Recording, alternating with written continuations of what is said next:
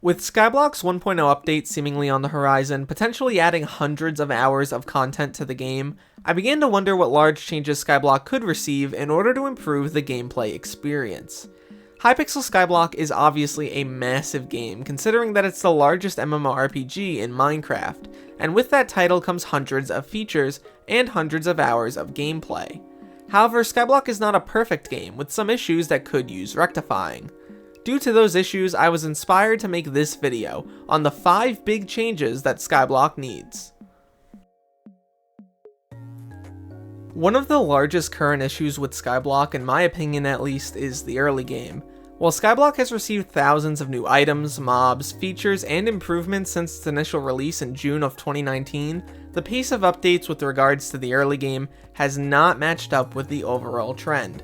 Based on this, a few months prior, the admins attempted to launch a new feature, Skyblock Chapters, which would be meant to guide players throughout the game. However, despite appearing on alpha for a brief time, the feature never materialized. I believe that a similar feature, focused more on introducing the game's world and many of the features within, could do wonders with regard to player retention and enjoyment of the early game. The goal with these changes would not be to handhold the player, as Skyblock is best experienced as a game with unlimited potential. However, allowing the player with some more guidance in the world, specifically regarding the game's many item and armor customization features, would be very beneficial. More specifically, item customization ranges in many different ways in Skyblock, with enchantments, ultimate enchants, gemstones, rarity, recombination, reforges, power stones, potato books, other miscellaneous upgrades, your specific combat and enchantment level, the star system, attributes, as well as a host of other stats, all altering your items and character in different ways at the same time. Giving players the ability to navigate this frankly complicated system a little bit more easily, or perhaps finding ways to simplify it for the early game player, perhaps by tying certain parts of it behind certain Skyblock levels, would be very much prudent. Linking to the wiki is always a good thing for things like unique or niche items, but for something as basic as upgrading your weaponry, an approach that's more direct is very much desirable. I also personally believe that injecting the game's lore a little bit more into the early game would be pretty nice. Skyblock's lore is actually apparently pretty good, with some of the people who have taken the plunge saying that it's actually fairly nice and well written. On top of this, the game's characters and villains are actually fairly well thought out, which is pretty surprising for a block game. Injecting that lore a little bit more into the beginning of the game will give people more reason to progress, specifically to progress to the Catacombs and Rift, 2 very heavily lore-focused locations. And honestly, those are the best parts of the game in my opinion, so I think directing players there is a good idea. Another pretty major way I believe we can improve Hypixel Skyblock is by improving the market interactions, notably for the Bazaar. There are 4 things here I want to talk about most specifically. The first of which is that whenever you go to an item and you look at the graphs, these kinda leave a lot to be desired. Not only do they not always work, they don't always look right, but even if you set one up and you actually end up doing it right, they're not very specific. They don't provide you any concrete information, any specific numbers, they just kind of show you the trend line. And that's cool, but I do feel like for many of these sorts of graphs, we could get information on the exact amount of any specific value per day, per hour, or per week.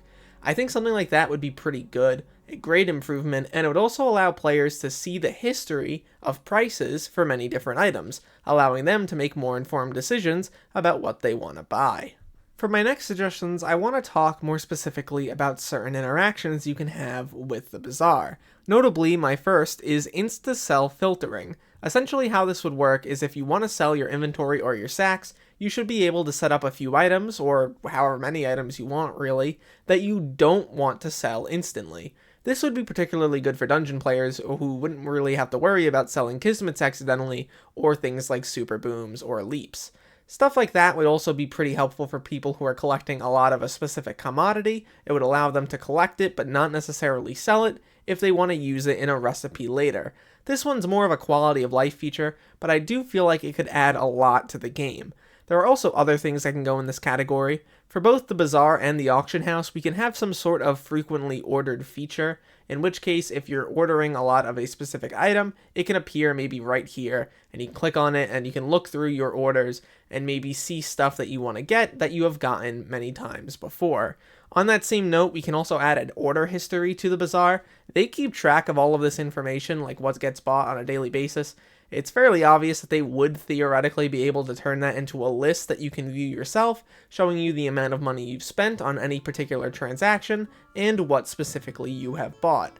This just makes the market a little bit more of a, well, market with order and transaction history. Stuff like that tends to be pretty helpful, especially for co-ops, as it will allow people to see what other people on the co-op are actually doing, and if you're a new player, you can actually see what the more experienced player on your co-op is buying, which I think would be pretty cool. Heading into the Crimson Isle, I want to talk about co-op soulbinding, and the main reason I want to talk about it is because I feel like it's a little too restrictive, specifically for players who are trying to get into this content. The main reason I say that is that many of the resources that you're able to gather from the mobs in the Crimson Isle can only be co-op soulbinded. And you might be thinking, well, why is that a big deal? Well, it's because the Scoville Belt, Scourge Cloak, Ancient Cloak, all 3 synthesizers, the Thunderbolt, Delirium, and Lava Shell necklaces, and many other items are all able to be sold on the auction house, while some of their constituent parts are co-op soulbinded. Now this creates kind of an awkward situation, where you're disincentivized from actually crafting those items, because why would you be using co-op soulbinded materials on things that you can buy directly with coins?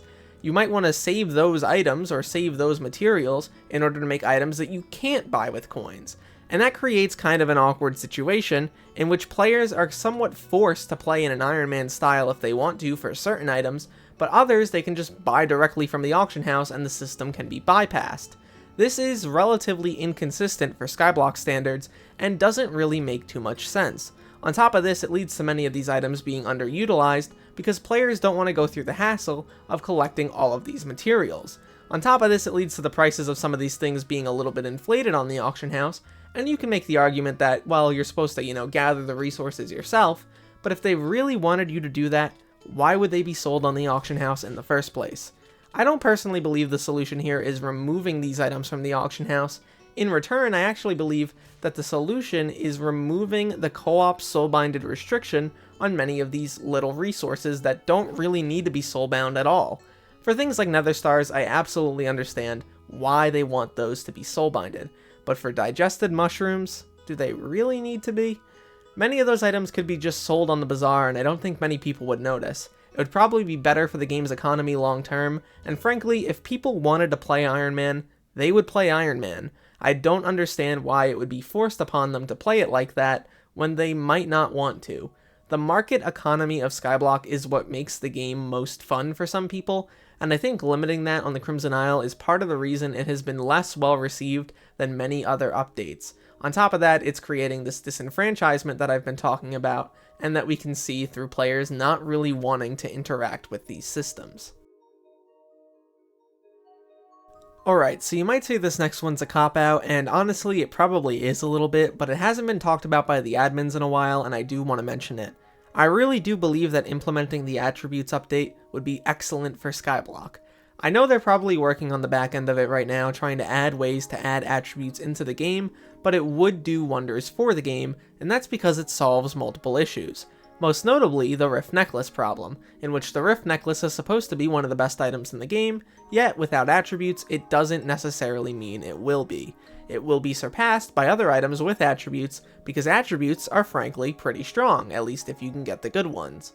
Now I do like the attribute system, and I would love to see it expanded to other parts of the game, but when it's introduced, it would actually introduce players to a late game mechanic a little bit earlier on, which I also think is pretty good. Allowing people to get further into the system instead of just having it dumped on them the moment they head to the Crimson Isle would be pretty nice, and also it obviously allows for more theory crafting and build crafting, which is always a good thing in Skyblock. In reality, I feel like people will be able to create some pretty crazy early game builds and stuff that they want to put together and showcase on YouTube or showcase to their friends, and I always think stuff like that is the best thing in Skyblock. Being able to log on, get an item, put it together, and see a build get made in real time is what makes this game so special, so I really believe that implementing this update will do wonders for the game. Finally, I want to talk about Skyblock's builds, and most notably the things that I feel like need some pretty significant updates. This was talked about a little while back, and I mentioned it in my previous video, that Skyblock Nerds was talking about the fact that there was an open project on improving the game's builds, and I really do believe like the Howling Caves needs a complete and total revamp. It's too small, too cramped, and frankly, it's not great for fighting wolves. But I also believe this applies a little bit to some of the other larger Slayer areas, most notably the place under the hub where you actually fight Revs, and also I think a little bit of the Void Sepulchre. I do believe that you can fight Endermen pretty well there, but it being a little larger would be conducive to the Enderman boss fight. Overall, that sort of stuff is the most important, but there's actually some other areas I want to talk about right now. The Gold Mine and by extension the Deep Caverns are two islands that are still untouched from the beginning of Skyblock. They haven't received any major changes, and they still look pretty much exactly the same. And while I do love the exterior of the Gold Mine, it'll always be iconic, I do feel like the interiors of both islands could use a little bit of love. They're frankly a little bit cramped, especially the Gold Mine, and I do feel like a little bit of an expansion here, maybe with some more unique builds inside, could be really nice. The Dwarven Mines look incredible, and that aesthetic ported over to these older islands would be really nice to see. However, if they ever decided to update these older islands, I would love to see this iconic little frontage here on the Gold Mine remain. It really is beautiful, and it does remind me of those old days in Skyblock when I first logged in and when I first had a great time running over here when I just started. That feeling of nostalgia, that yearning, that excitement, that feeling that you want to relive the past, that's really something that's never left me in Skyblock. I get that feeling all the time while I play this game, and I think it's because I've played it for so long. But after playing for so long, you can obviously notice the cracks in an otherwise pretty amazing game. And the reason I'm talking about those cracks with you is because I really do love this game, and I love to see it improve day by day, week by week, month by month, and year by year. This game has gotten infinitely better over the past 4 years, and I'm incredibly excited to see what 1.0 brings for us. Hopefully, it brings a little bit more of that nostalgia. My name is Derailious, thank you so much for watching this video till the end, and look to the future fellas, because I will see you then.